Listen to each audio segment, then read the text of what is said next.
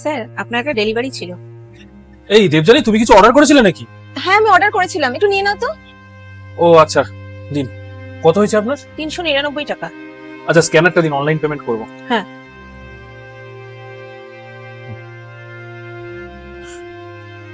হ্যাঁ দিন।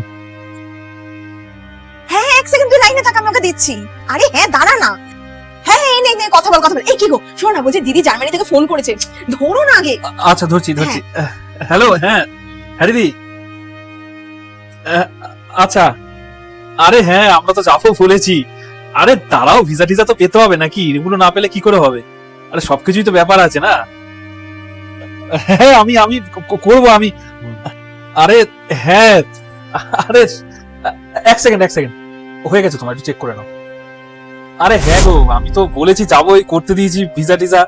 হ্যাঁ, এগুলো হোক তারপর তো। হ্যাঁ এই তো। হ্যাঁ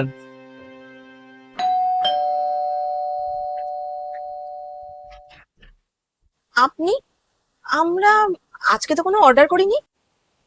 এই কি গো, তুমি কি কিছু অর্ডার করেছো? না তো, আজকে কিছু অর্ডার করিনি তো। না ম্যাম, আমি আজকে কিছু ডেলিভারি করতে আসিনি। আসলে দুদিন আগে যখন আমি ডেলিভারি করতে এসেছিলাম, তখন আপনাদের 399 টাকা বিল হয়েছিল, কিন্তু স্যার আমাকে ভুল করে 3999 টাকা পেমেন্ট করে দিয়েছে। হ্যাঁ তাই তো, 3999 টাকাই তো চলে গেছে। বাহ দিদি, আপনার মতন তো এরকম সৎ আজকাল দেখাই যায় না।